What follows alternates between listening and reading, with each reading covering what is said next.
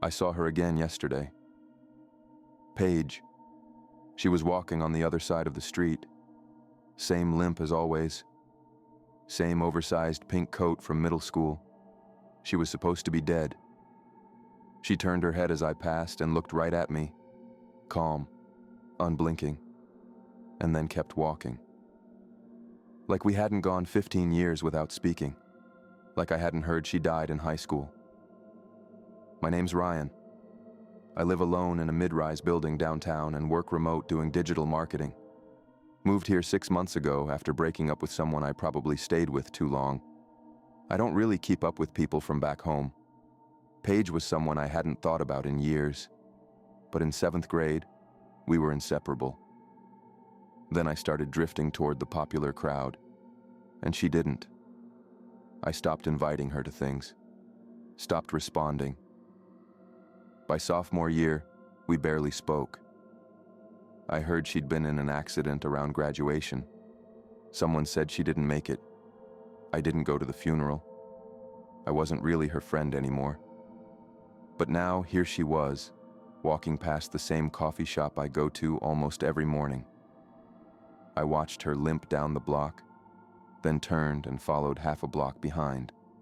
But she rounded a corner and vanished into the crowd. I told myself I must have been wrong. But that night, I called my sister. She remembered too. Paige had died. There was a memorial post going around. People changed their profile pictures for her. There's no way she just showed up out of nowhere. I couldn't stop thinking about it. The next afternoon, I walked into my building lobby and stopped cold. Sitting in one of the armchairs by the window was Paige. Hoodie up, head down. She didn't glance at me, but I recognized the slouch in her posture, the way she rocked slightly as she sat. I turned around and walked right back out. I didn't go home for hours, just wandered around, trying to convince myself it wasn't her. Maybe it was someone who looked like her. But I couldn't shake that feeling I used to get around Paige, like she was always waiting for me to say something. Like she was keeping score in her head. 3 nights later, I came home and found a sticky note on my door. It said, "Hey," with a smiley face. In handwriting I hadn't seen since 8th grade. The same looping curl in the letter Y that Paige used to do on everything. I checked the hallway camera. The footage froze at 6:42 p.m. and stayed frozen for nearly 2 hours. I brought it up to management. They barely looked interested. I asked if anyone had been buzzed in under my name. They said no, but someone had used a delivery override code tied to my unit. I didn't even know that was a thing. They said it was disabled now. The person said she was here to surprise a friend. After that, I barely left my apartment. I canceled plans, switched to grocery delivery, shut the blinds. But it didn't help. A few nights later, I woke up to the building's intercom buzzing every unit. I checked the hallway camera again. She was standing by the elevator, facing the lens, not moving, not ringing anything. Just standing there like she was waiting for someone to open their door. I told my friend Daniel everything. He thought it was a stalker. Someone from our hometown maybe, using Paige's name, messing with me. It sounded insane, but what else made sense? He came over and stayed the night. We watched movies, tried to forget about it, and for a little while it worked, until he saw her too. We were heading out to grab dinner, and she was standing across the street, just watching. No hoodie this time, just a cardigan and jeans. Daniel froze and asked, "Is that her?" I nodded. "She looks off," he said. Then she stepped off the curb and started crossing. We ducked into a hardware store, waited. When we came out, she was gone. That night I pulled out an old storage box I hadn't opened in years. Yearbooks, birthday cards, pictures. I figured if I could find one photo of us together, it would settle this, prove she existed. But what got me wasn't the photos. It was what was sitting right on top. A birthday card Paige gave me in 7th grade. The one with the stupid inside joke and the candy wrapper taped inside. I threw that card away years ago. But here it was again, untouched, right on top. I stared at that box for 10 straight minutes. I hadn't opened it since I moved. The tape was still sealed, dust on top. I don't know how she got to it. I don't know how she even knew I kept it. 2 days later, I got an email. No subject, no text. Just an attached video. It was me, sitting on my couch, watching TV. The angle was from across the street, through my window. That night, I got a second email.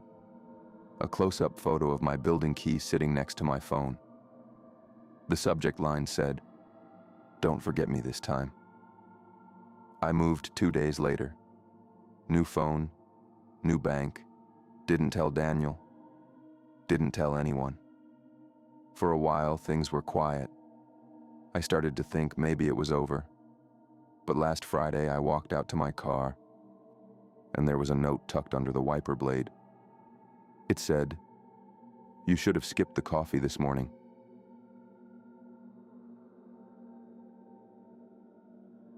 We dared her to go into the woods, just for 10 minutes. No phone, no light. We thought it'd be funny. But when Kayla came back out, she wasn't laughing, and she never really did again. There were 6 of us that night. Late spring, high school seniors, doing one last weekend at Kyle's cabin before graduation. We'd been drinking a little, telling stories, daring each other to do dumb stuff. My name's Zach. I was always the instigator, not a bully, but the one who pushed people just a little too far to get a laugh. Kayla was always the one who'd go along with it. The woods behind the cabin weren't that big. A few acres of private land, no neighbors, nothing dangerous. We'd all been back there in the daytime. But at night, it was pitch black. No moon that night either. So when I dared Kayla to walk in 10 minutes deep and come back, she hesitated, then smiled and said, "Bet," and walked off. We were laughing when she left. Took bets on whether she'd scream and run back out. Kyle said she'd probably hide and try to sneak up on us. That sounded like her, always trying to prove something. But 10 minutes turned into 15, then 20, then 30. And by that point, it stopped being funny. I remember that weird, sick feeling in my gut, like I'd pushed something too far and didn't know how to fix it. We all stood at the tree line calling her name. I grabbed my flashlight and went in first. The others followed. We split up. The woods weren't huge, but the dark made them feel endless. No footsteps, no twigs snapping, just silence. We finally found her 40 minutes in. She was standing behind a tree, not moving, like she was waiting for something. When she saw us, she blinked and said, "Hey." That was it. Like nothing had happened. Her hands were covered in dirt, and there were pine needles tangled in her hair. She didn't seem physically harmed. Whatever had happened, it seemed more psychological. I asked if she was okay. She nodded and said, "Why wouldn't I be?" We got her back to the cabin. I tried to joke with her, make her laugh, but she barely reacted. She didn't want to talk about what happened in the woods, just kept saying it was fine. She just lost track of time. When we pushed, she got quiet, almost annoyed. Said, "You wanted me to do it, so I did. Isn't that what you wanted?" That night I couldn't sleep. I kept thinking about how blank her face looked when we found her, like she'd been unplugged. Everyone else was too buzzed to care, but I noticed little things. She jumped when the microwave beeped. She kept rubbing at something on her shoulder like it itched. but I didn't see anything there. When we packed up the next morning, she didn't say goodbye. Just threw her stuff in the back of her car and drove off. Didn't even look at me. I texted her later and said, "You good?" No reply. I figured she was mad, and I deserved it. But then she never came back to school. I thought maybe she was just taking time off. But when I asked around, her parents had pulled her out. Someone said they moved. Someone else said she was finishing online. But no one really knew. She stopped answering all of us, deleted her socials. It was like she'd erased everything. I told myself she just didn't want to be friends anymore. And honestly, I don't blame her. The first time I saw her again was 4 years later. I was walking across campus, and she was sitting on a bench under the trees, just staring straight ahead. She looked the same. Same dark hair, same tired eyes, but thinner, like she hadn't eaten in days. I called her name, but she didn't respond. I stood there like an idiot until finally she got up and walked away. I thought about running after her, but something stopped me. That same sick gut feeling I'd had the night of the dare. Like whatever happened in those woods hadn't left her, and maybe it hadn't left me either. I dreamed about that night for weeks after seeing her, about walking deeper into the woods and not being able to turn around, about someone breathing behind me when I stood still. I finally found her again on LinkedIn of all places. She'd changed her last name, moved to a different state, working part-time at a clinic. I sent her a message, just said I was sorry, for back then, for the dare, for everything. I didn't expect a reply, but I got one. She wrote, "I still remember what you said right before I walked into the trees. You said, 'Don't come back unless you've got a story.' I've got one. You just don't want to hear it."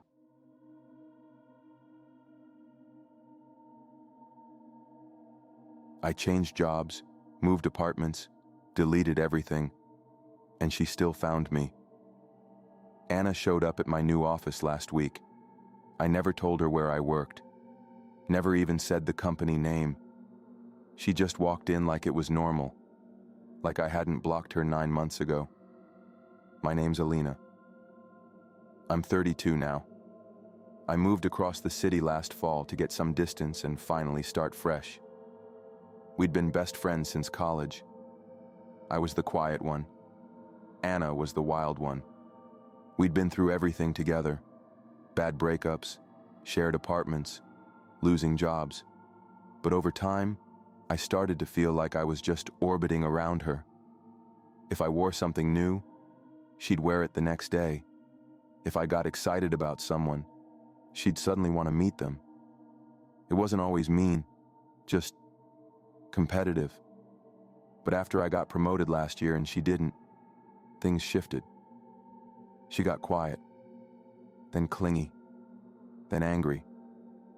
It started small. My boyfriend, Jason, said she made him uncomfortable. Said she'd message him at weird hours or comment on his posts too much. I brushed it off. She was just overbearing. That was Anna. But then I got a weird vibe at my apartment. Things would be moved. Subtle stuff. Pillows rearranged. Shoes lined up differently.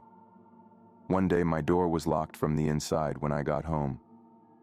I thought I was losing it. Then came the work thing. I'd just started at this new firm downtown. Fresh start. Didn't tell anyone except my parents and Jason.